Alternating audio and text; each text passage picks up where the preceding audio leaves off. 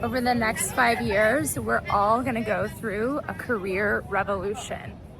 I've been through career revolutions from accounting to education to crypto to traditional finance, and now it's kind of happening again, and it's a little more non-voluntary this time, and it's happening to everyone. So AI is shaking it all up, and we have two choices. We can be fearful, or we can embrace it and just be here for it. So I say cowboy up and be here for it.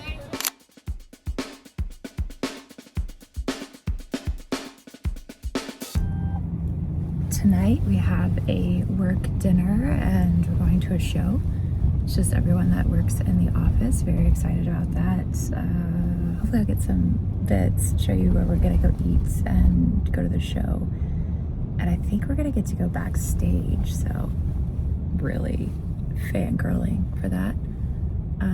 But it's like, this is what it's all about. This is the good stuff, right? Like, we do the work, the late nights. So it's always great to spend time with your coworkers, get out of the office. So cheers to that. Yeah. So then one couple, they're driving a small car, kind of sports car type, and they're fighting in the car, and they hit the truck. Like, they gotta pay attention. I'm just so that they're fighting each other. You're like, you're about to die. Yeah, Calm fighting, down. Go home and fight. Yeah. You pay your rent. For what? Yeah, fight inside. Exactly.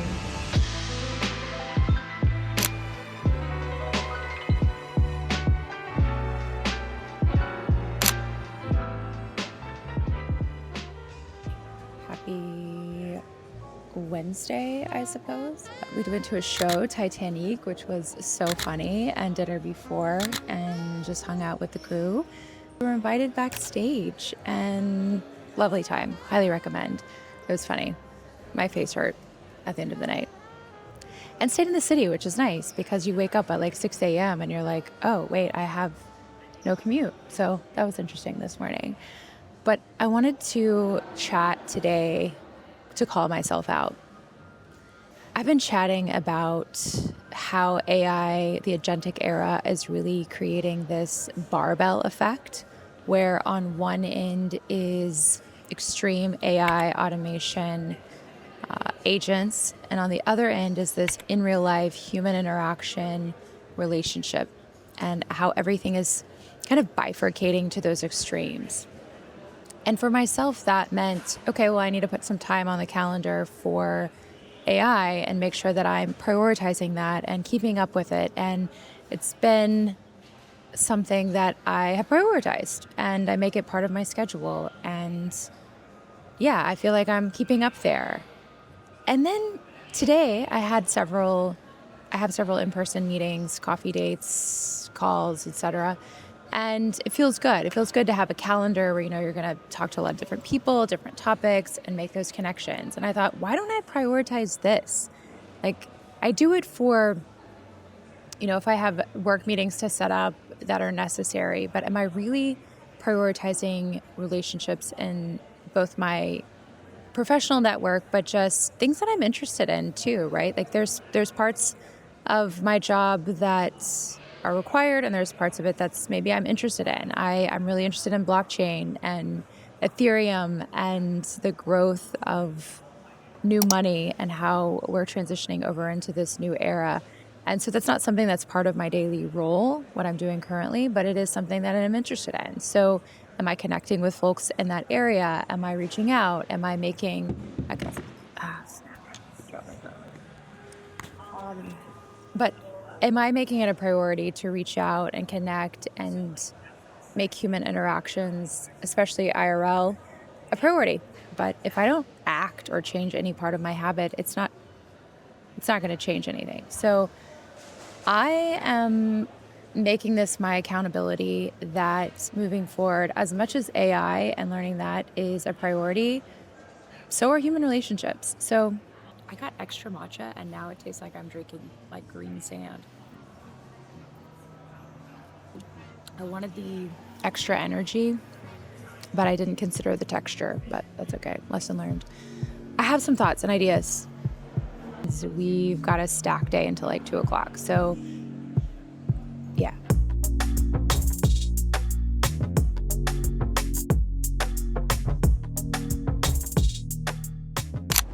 Okay, today is just one of those really good days, like great in-person meeting, phone calls, back-to-back, creative thinking, new ideas, just lots of good energy. And it has made me rethink this whole agentic era and what I'm prioritizing. Here's what I'm thinking. 5 new contacts every day, whether that's set up a meeting, let's just connect, how can we work together? Maybe it's just connecting to family or friends or whatever it might be, but I'm going to make a concerted effort. Also, it reminds me of this podcast with James Clear, talks about 1% better every day. I'm going to insert the chart here. So basically it's, if you take 1.01 to the 365th power, so we're getting 1% better every day. What that looks like at the end of a year is exponential growth. 2 of the observations that he notes is, 1 is you don't see the gains until you're like 80% in to this chart. And then secondly, you really don't notice a difference day to day. So if I'm looking at this as making those 5 connections every day, I'm not gonna notice the difference day to day. But imagine what life could look like 1 year from now. We always talk when I'm headed out for a drink or a break or walk. I might just do a quick loop, and that's okay. Just a little quick sunshine loop. Happy Thursday. I just realized I threw on these boat shoes earlier today to go get a coffee, and I never took them off. Truly finding comfortable shoes that are office appropriate is a real struggle. But I had to jump on here because I wanted to have a little real talk, right? Here's the real talk. I think I said something like, I want to reach out to 5 people every day. 5 new contacts every day. That's extremely difficult.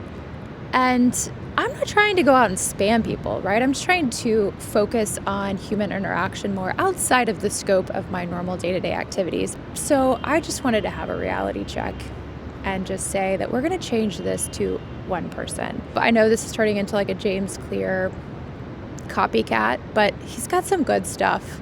But he had mentioned an example with push-ups, right? If you're going to set a goal of, I'm going to do 100 push-ups a day, like that's probably not going to happen. You're going to be sick, you're going to be busy, you're going to be traveling. It's going to be difficult. So maybe set the bar a little lower to establish that habit. So do 10 push-ups a day. Can I do that when I'm sick or traveling or busy? Yeah, I can do that. Later, we can up the quantity.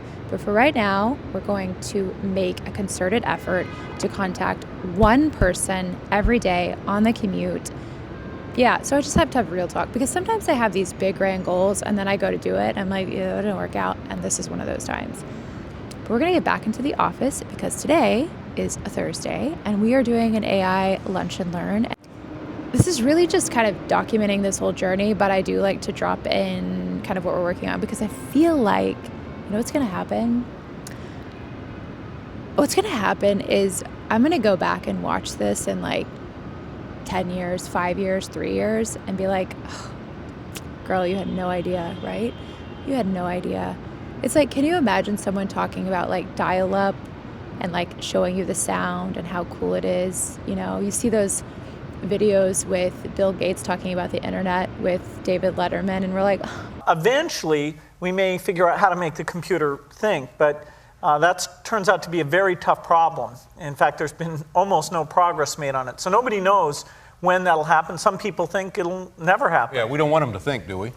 And that's so cute. Like, they had no idea. That's what this whole entire like YouTube channel is it's gonna be somebody's joke someday. But for now, we're documenting the journey. Okay, so my 4th grade science fair project was titled, Does the Color of Milk Influence Your Desire to Drink It? And the colors of milk were white, brown, pink, and green. My hypothesis was, yeah, the color does influence your desire. And you know what? it was correct. And do you know what the least desirable color of milk was? Green. Nobody wanted the green milk. And here I am 20 plus years later, and you know, the matcha girlies have taken over and everybody wants the green milk. So it just kind of proves that what's true yesterday may not be true today. And that could not be more relevant than what happened with the AI lunch and learn yesterday. I was so stoked about the new learnings, and I even recorded on the way to the train yesterday. Okay, so I wanted to share some of my favorite takeaways from today's AI lunch and learn, lunch and share. And then this morning I get on X and there's actually new tools, and the information was a bit outdated already within one day. What is true today might not be actually true tomorrow.